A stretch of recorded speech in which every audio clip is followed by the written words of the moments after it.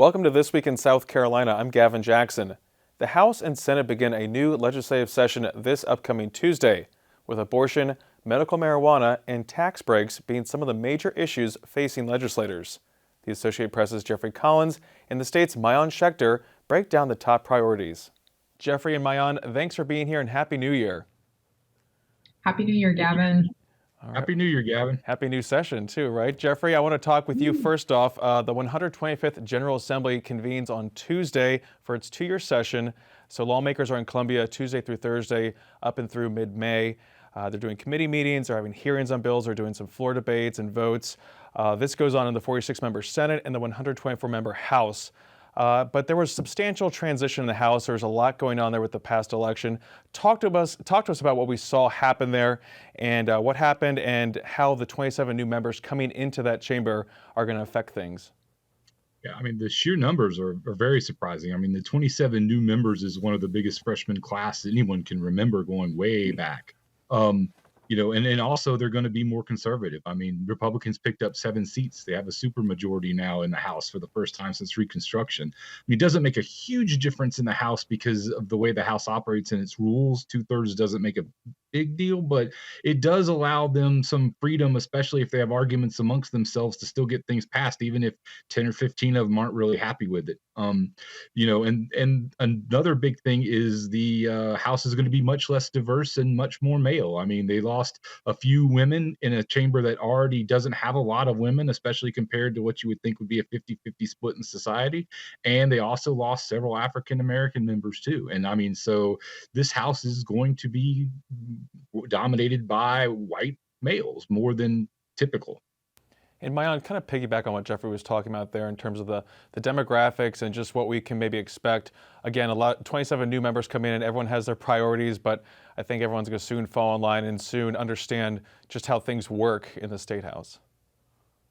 Right. Well, we will really get to see how effective the new House Speaker is, Merle Smith. Of course, he became House Speaker last year, but was reelected to the post this year. This is his first full session leading the chamber. We know he has respect across the aisle, but he will be really focused, right, on getting the Republican priorities across the finish line. And so it'll be interesting to watch whether he can continue this coalition that he's had with Republicans, or whether we'll see more factions kind of split off over the course of the next few months.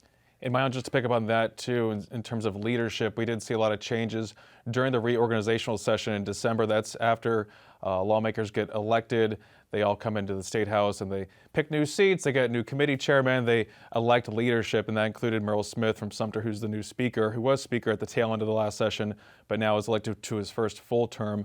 Talk to us about what we saw play out there. It's a little inside baseball, but we got new committee chairmen, especially for some of the big committees like Judiciary, like Ways and Means, Education.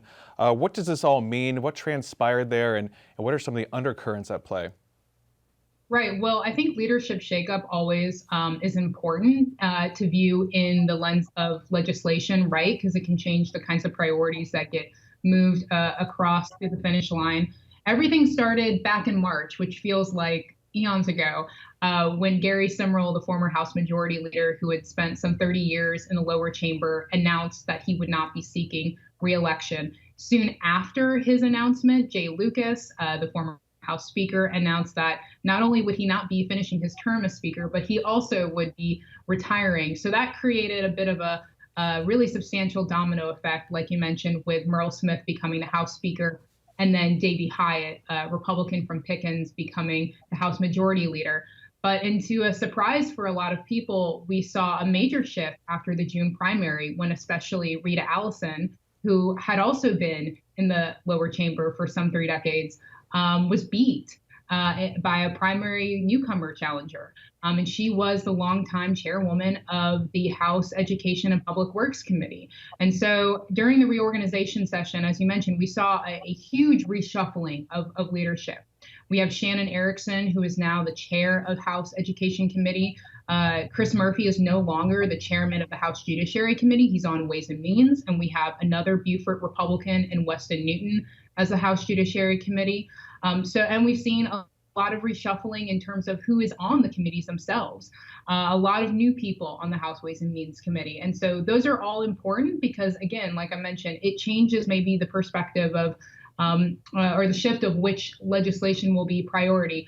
But I think, as we all three know, while the committees themselves elect the chairs of their respective committees, right? The speaker does have some say. Obviously, some of these folks who are now chairing committees were in conversations, we're in talks prior to reorganization. The speaker, of course, wants his priorities, wants the chamber's priorities to move smoothly. He wants people who are going to be loyal, no one that's going to act rogue. And so I don't think, while obviously these reshufflings are pretty major, I don't think the people who are now chairing these committees is that big of a shock. Oh, Jeffrey, anything else to add to that? Yeah. Yeah, one thing to remember too on the whole committee side of things is during the reorganization session in December, Merle Smith said, the speaker said, he was going to consider committee work much more important, that he wants bills taken better care of in committee, studied harder, better written. He wants to do a lot less floor work on committees. So, I mean, it's a little inside baseball stuff, but he's putting a lot of emphasis on his committee folks. In fact, they passed a rule where he gets an extra day before, Merle Smith assigns the bills to which committee, and now he has an extra day that he can look over and make sure they get sent to the right place. So there's a big emphasis going to be put on committee work this year. Yeah, new captain of that ship, and then obviously with new rules in place, we get to see his full force and what he's planning on doing and his priorities for this this session and going forward. Jeffrey, I want to stick with you and talk about the Freedom Caucus in the House that formed last year with about 13 of the most conservative members. They're attempting to use their sway to command some power. They have a litany of issues that they want to see action on. We did see a lot of debates last year. We saw a lot of amendments go through and sometimes those votes used against even fellow Republicans in primaries. We also saw a lot going on in the abortion debate in the special session last year. What's the state of play here? How is the leadership handling this? Like you're talking about, Maayan was talking about maybe going rogue here, situations like that. But there's also this discussion about not wanting to become Washington. We heard that prominently in some speeches during the reorganizational session. Yes, the great political axiom that the larger the group you have, the bigger majority you have, the harder it is to keep everybody together. And that's going to be a very interesting storyline for the first several weeks of the House session, is what exactly, these newer conservatives that have this group that they call the Freedom Caucus, they think that the Republicans in South Carolina aren't conservative enough. They don't drive issues of social importance or things like that far enough. I mean, they think that South Carolina still spends too much money on government. I mean, there's similarities to Tea Party and some stuff that we've known about for the past decade or so. There's a little differences too, but essentially it's this conservative wing. And, it's going to be a little bit of a headache for leadership in the House, because, to get anything done, they need these people. And are they going to obstruct things? Are they going to let things continue? And I mean, when House Pro Tem, the person that fills in for the speaker when he's not there, Representative Tommy Pope, he gave a speech during the reorganization session where he talked about we need to be, more together talking and less, sniping each other on social media, which was, I think to anybody in the House was an obvious message sent to the people in the Freedom Caucus that, that they don't appreciate the Freedom Caucus, coming after people on social media. That's been a problem for House leadership for several years, is that, they get people organized and upset and angry at the leadership. And becomes this little bit of a mess. So it'll be that will set the tone for the House this year, will be how they interact with each other. And that's something I'll be watching the first couple of weeks. Yeah, definitely going to be a big undercurrent like we're talking about when we look at these bills. But of course, at this point now, a lot of bills, nothing's on the calendar at this point. Bills are in committees. They're going to have subcommittee hearings. It's going to be a while till we really see a lot of floor debates, a lot of votes going through. But we'll talk about priorities in a moment. But we've been talking a lot about the House changes. That's because all 124 seats were up for election this past election in November. And again, we're saying 88 Republicans and 36 Democrats are in charge of the House. Whereas over in the Senate, there are 46 seats and there are only 30 Republicans and 16 Democrats over there. Now they are up for election in 2024. So that's going to be a factor at play here when we start talking about legislation, some issues that maybe didn't go anywhere last year or got close last year. Now we're going to see where they maybe go either this year or at the end of next May when, of course, primaries are around the corner. So, Maayan, let's just talk about that abortion debate. That was a huge debate last year that happened in special session, throughout the summer into the fall. Where does that debate stand now? That bill, a really conservative bill passing the House, but just could not make it across the finish line in the Senate. What's the state of play there? Right. That flurry of legislative action really hit a wall right before session ended. Obviously, legislators motivated by the U.S. Supreme Court's decision on Dobbs overruling the Roe v. Wade landmark case. So where does that debate go from here? Honestly, it's a little bit hard to say. I mean, I think that legislative leaders really want to wait to see what the South Carolina Supreme Court decides, as it's still mulling the state's 6-week heartbeat law, which has been temporarily suspended, as the Supreme Court has been deciding whether a portion of it violates the state's constitutional right to privacy. There were a lot of legislators last year who wanted the General Assembly to just put a stop to talking about abortion until they saw what the justices did. But we still don't have a decision, so still waiting on that. And something else you reminded me of, I mean, it does come down to math right now, right? So you mentioned that there are 30 Republicans and 16 Democrats, and while that may seem like enough votes to move a more restrictive abortion ban across the finish line, I don't know how many times Senate Majority Leader Shane Massey has said this, and I really stopped counting, but there are just not enough votes in the upper chamber right now to pass a more restrictive ban.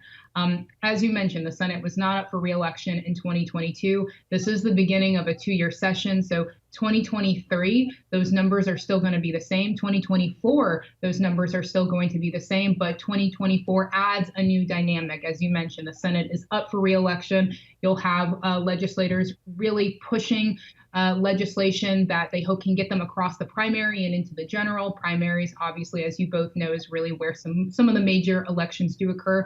And also kind of hanging over the state will be the 2024 Republican presidential race. And I'm trying to remember back to 2020 when we saw a lot of candidates running for president pushing their own kind of legislation through members of the General Assembly to get across. And so it's likely we'll see the same thing. I think abortion is going to be among those top issues, especially in 2024.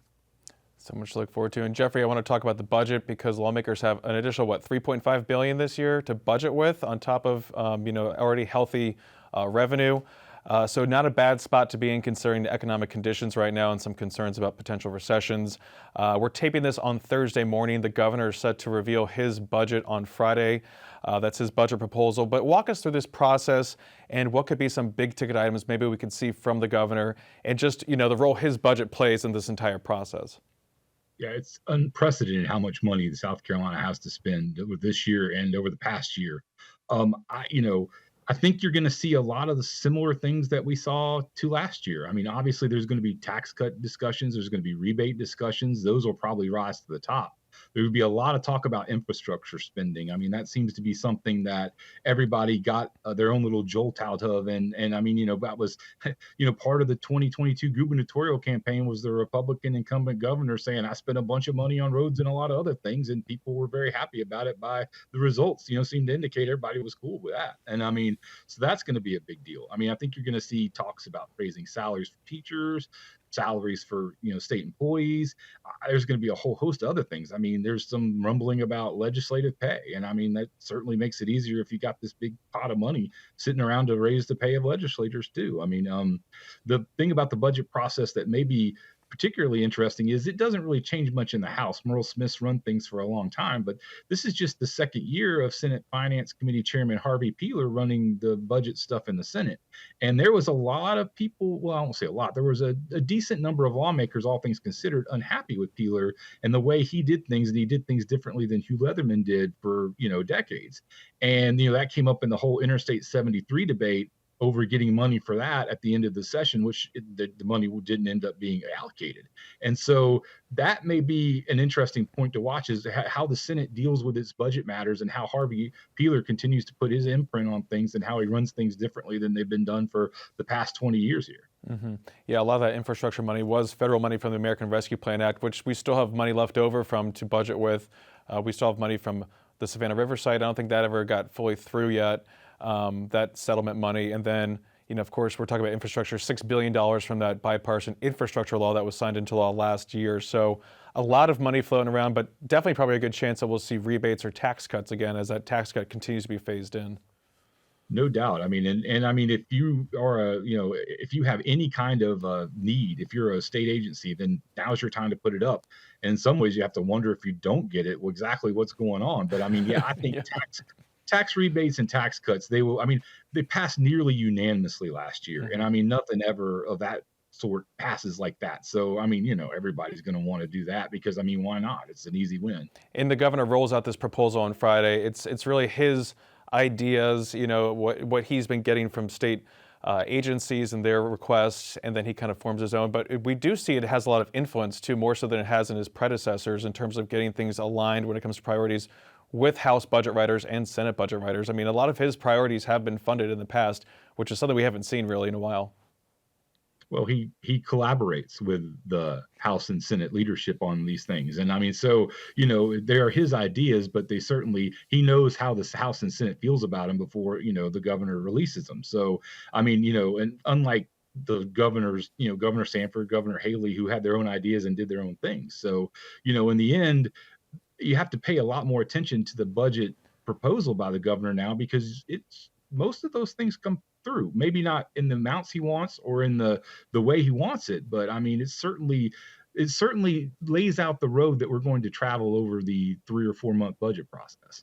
Yeah, and really a testament to that win he had in November there. Maayan, a big issue that received hours of testimony last session at the House Education Committee was dealing with critical race theory. That bill made it through the House. It got stalled in the Senate at the end there, but a budget proviso enforced the crux of it.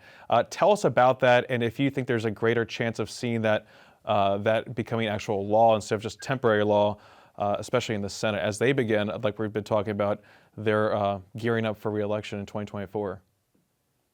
Right. So the critical race theory related legislation, as you mentioned, took hours and hours of testimony and hearing time while then Education Chairwoman Rita Allison was running that committee. Obviously, the biggest issue was the fact that legislators really couldn't agree on what the definition of critical race theory was, but they pushed out a bill nevertheless.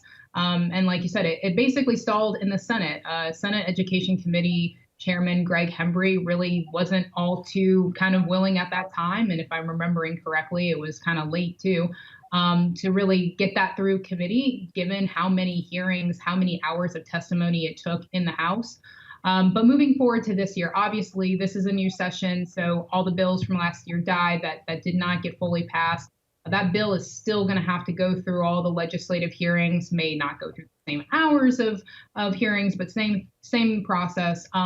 We've already seen a willingness from Shannon Erickson, the new education chair in the House, to move that bill along and take off what Rita Allison did, the work that she and her staff did on that bill. So it is likely we'll see something similar come out of the House, and I believe critical race theory legislation is among the priorities among the South Carolina House Republican caucus.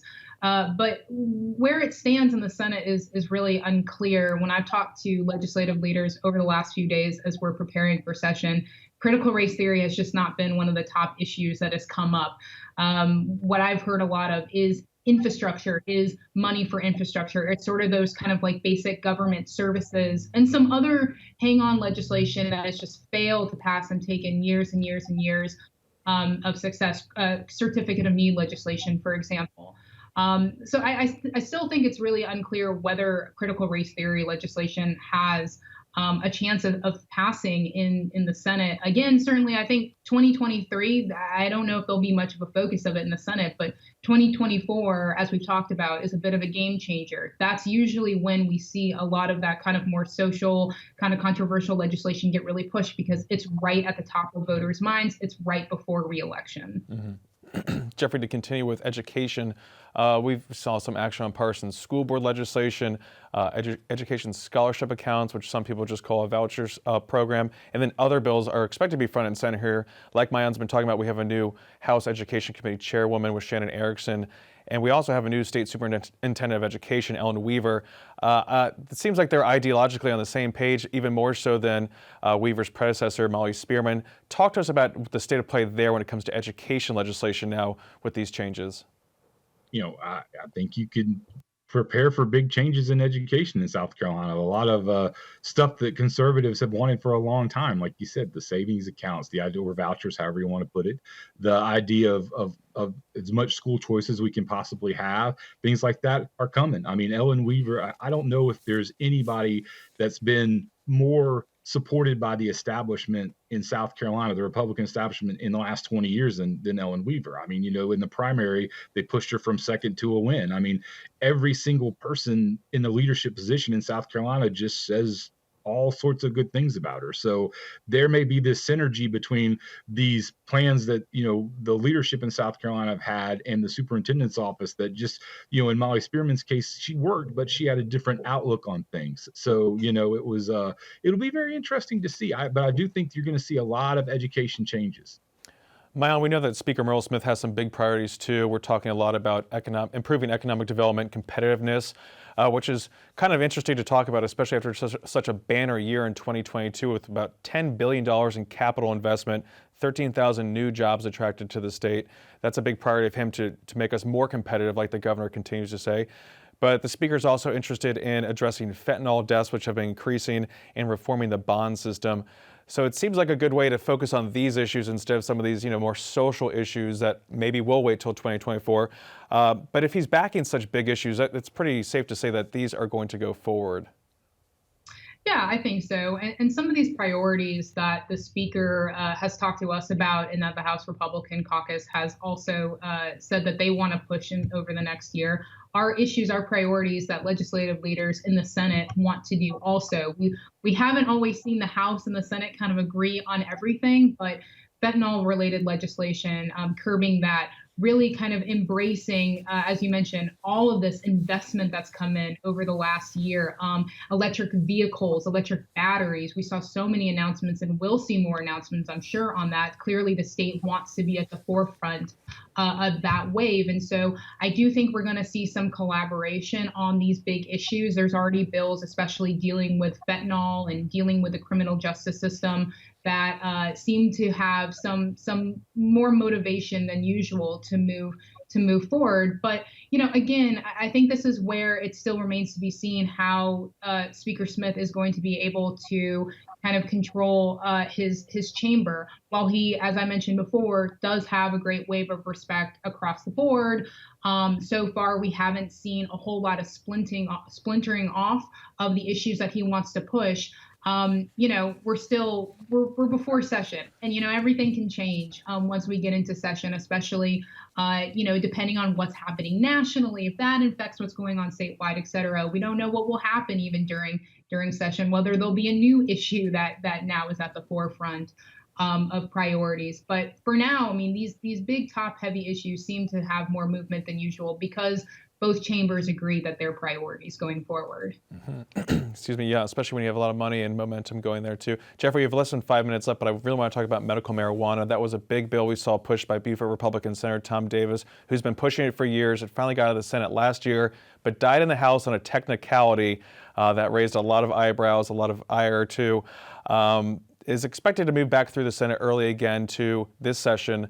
What do we see it happening? Where do you see that going in the House, especially when you consider the factors at play when it comes to a lot of holdovers from the abortion debate and then the medical marijuana debate? A lot of factors at play there behind the scenes. Medical marijuana is one of the more interesting issues because it comes down to each individual lawmaker's decision. I mean, it's not something where there's a coalition that forms or like all Republicans support it or are against it or whatever. So, that makes it an interesting and hard to predict kind of issue. As you mentioned, the bill died last year on a technicality in the House, and you can trust that Tom Davis is going to make sure that technicality gets covered and we won't see that problem again. So that being said, if you are an opponent of medical marijuana, you're going to have to find a different tactic. Now, with 27 new members of the House, maybe there's something there that if you're against medical marijuana, you can get enough opposition to prevent it from happening. But certainly the momentum of it seems to indicate that this is probably going to have a pretty good shot at passing this year. The dynamic with abortion could be an interesting one. I mean, some of the, one of the biggest proponents of abortion, restrictions in the South Carolina House, John McCravey, got into a little spat over medical marijuana with Tom Davis. And I mean, they've been at each other a little bit over this issue for a while. So we'll see if that spills over. I mean, but then again, that being said, there are some very ardent people against abortion in the South Carolina House that are also okay with medical marijuana. So it's just a very interesting issue that, like I said, almost comes down to each lawmaker's individual conscience on it. And we have less than 2 minutes left, so I want to do these questions quickly. Maayan, just want to ask you about the governor's inauguration next week. He is, again, the state is flush with cash. We heard Jeffrey talking about his relationship with the lawmakers and the legislature. Do you expect this era of relative calm between the two branches to continue going forward? And what do we expect to hear in his speech next week? Yeah, I do. I think the governor has had a really good relationship, especially with the House. I don't see that changing at all under Speaker Smith. I'm sure in his inauguration, we're going to hear about collaboration, about communication. We're going to hear about all the big capital investment that was announced last year. We're going to hear about education. We're going to hear about how the state never closed during COVID, and that is what helped kind of spur this economic sort of momentum that the state has continued over the last several months.